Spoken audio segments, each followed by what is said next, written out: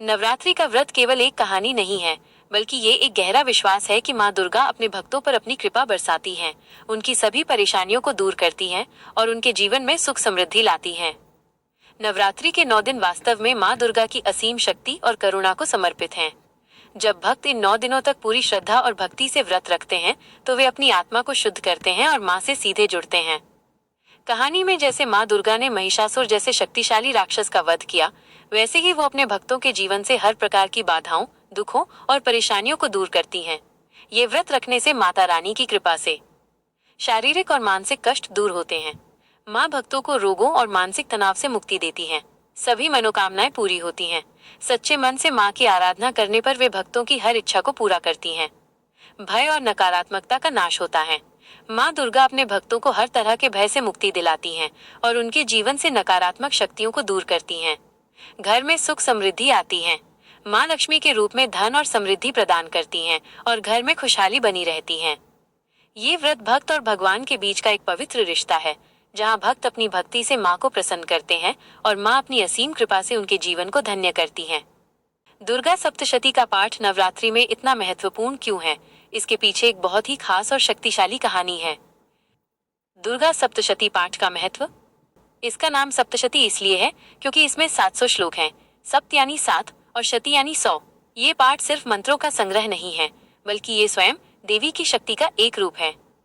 कथा के अनुसार प्राचीन काल में राजा सुरत नामक एक बहुत ही नेक राजा थे, लेकिन उनके ही मंत्रियों और शत्रुओं ने उन्हें धोखा दिया और उनका राज्य छीन लिया।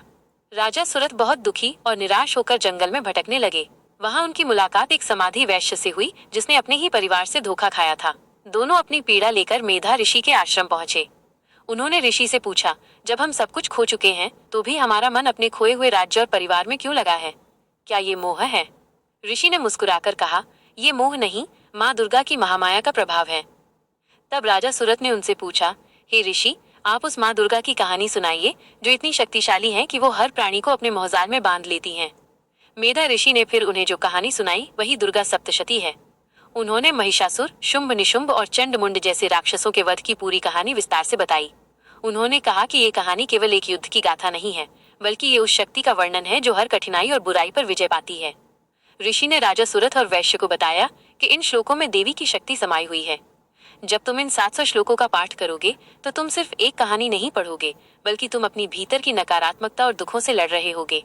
ये पाठ एक ऐसा मंत्र है जो तुम्हें माँ की दिव्य ऊर्जा से जोड़ देगा। राजा सुरत ने ऋषि के कहे अनुसार नवरात्रि के दौरान पूरी श्रद्धा के साथ दुर्गा सप्तशती का पाठ किया। पाठ की शक्ति से उनका मन शुद्ध हो गया, उनका भय दूर हुआ और उन्हें अपनी गलती का एहसास हुआ। माँ दुर्गा की कृपा से उन्हें न केवल अपना खोया हुआ राज्य वापस मिला, बल्कि उन्होंने मोक्ष भी प्राप्त किया। यही कारण है कि नवरात्रि में दुर्गा सप्तशती का पाठ करना अनिवार्य माना जाता है। यह पाठ हमें केवल देवी की शक्ति का स्मरण नहीं कराता, बल्कि ये हमें बताता है कि माँ हर परेशानी को दूर कर सकती हैं। बस हमें पूरी श्रद्धा से उनकी शरण में जाना चाहिए। यह पाठ एक कवच की तरह हमें नकारात्मकता से बचाता है और हमारे जीवन को सुख, शांति और समृद्धि से भर देता है।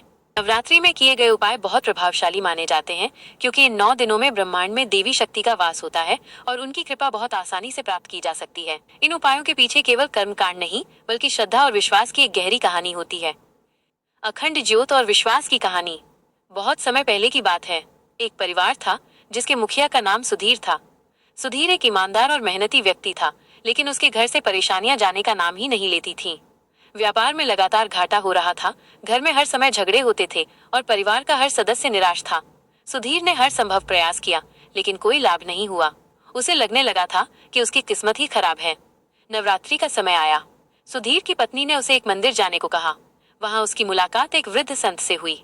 सुधीर ने संत को अपनी सारी पीड़ा बताई। संत ने सुधीर से कहा, तुम्हारी परेशानी तुम्हारे भाग्य में नहीं, बल्कि तुम्हारे विश्वास में है। नवरात्रि के 9 दिन माँ दुर्गा स्वयं तुम्हारे घर में होती हैं। तुम एक अखंड ज्योत जलाओ। सुधीर ने पूछा, महाराज, ये अखंड ज्योत क्या करेगी? संत ने जवाब दिया, ये सिर्फ एक दीपक नहीं, ये तुम्हारे अटूट विश्वास का प्रतीक होगा।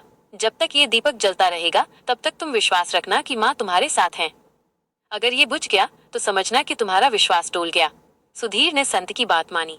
उसने नवरात्रि के पहले दिन अपनी सारी परेशानियों को भूलकर घी का एक बड़ा दीपक जलाया और संकल्प लिया कि वो इसे 9 दिनों तक बुझने नहीं देगा। पहले कुछ दिन सब ठीक चला, लेकिन तीसरे दिन रात में तेज हवा चलने लगी। दीपक की लौ बुरी तरह से हिलने लगी। सुधीर घबरा गया, पर उसने अपने हाथों से दीपक को ढक लिया और पूरी रात बिना सोए वहीं बैठा रहा। 8वें दिन उसके पास घी लगभग खत्म हो गया था। उसे लगा कि अब ज्योत बुझ जाएगी, लेकिन तभी उसका एक पुराना दोस्त आया और कुछ पैसे देकर चला गया, जिससे उसने और घी खरीदा। सुधीर की आंखों में आंसू थे, पर उसने हिम्मत नहीं हारी। उसने दीपक को 9 दिन तक जलता रहने दिया। 10वें दिन सुबह जब वो उठा तो उसकी माँ ने उसे बताया कि उसके व्यापार से संबंधित एक पुराना मामला सुलझ गया है और उसे एक बड़ा लाभ हुआ है। घर में झगड़े भी कम हो गए थे। सुधीर समझ गया कि ये सब माँ की कृपा से हुआ है, जो उसके अटूट विश्वास के कारण मिली। उस दिन से उसने हर नवरात्रि में अखंड ज्योत जलाना शुरू कर दिया। घर की परेशानियां दूर करने के उपाय। नवरात्रि में आप भी इन उपायों को श्रद्धा से कर सकते हैं। 1. अखंड ज्योत जलाना। नवरात्रि के पहले दिन से नवमी तक घर में एक घी का दीपक जलाएं और उसे 9 दिन तक बुझने ना दें। यह उपाय आपके जीवन में सकारात्मकता और प्रकाश लाता है। 2. दुर्गा सप्तशती का पाठ। प्रतिदिन दुर्गा सप्तशती के एक अध्याय का पाठ करें। ये पाठ एक कवच की तरह काम करता है और सभी नकारात्मक ऊर्जा को घर से दूर रखता है। 3. लौंग का जोड़ा और कपूर। हर सुबह और शाम देवी की आरती के समय घी के दीपक में 2 लौंग और कपूर डालकर जलाएं। माना जाता है कि इसकी सुगंध घर की वायु को शुद्ध करती है और माँ की कृपा आकर्षित करती है। 4. लाल फूल और प्रसाद। हर दिन देवी को लाल गुड़हल का फूल और अपनी इच्छा अनुसार कोई मीठा प्रसाद, खीर, हलवा अर्पित करें। ये आपकी श्रद्धा का प्रतीक है और माँ की प्रसन्नता प्राप्त करने का माध्यम है। याद रखिए, इन उपायों का फल तभी मिलता है जब इन्हें सच्ची श्रद्धा और अटूट विश्वास के साथ किया जाए।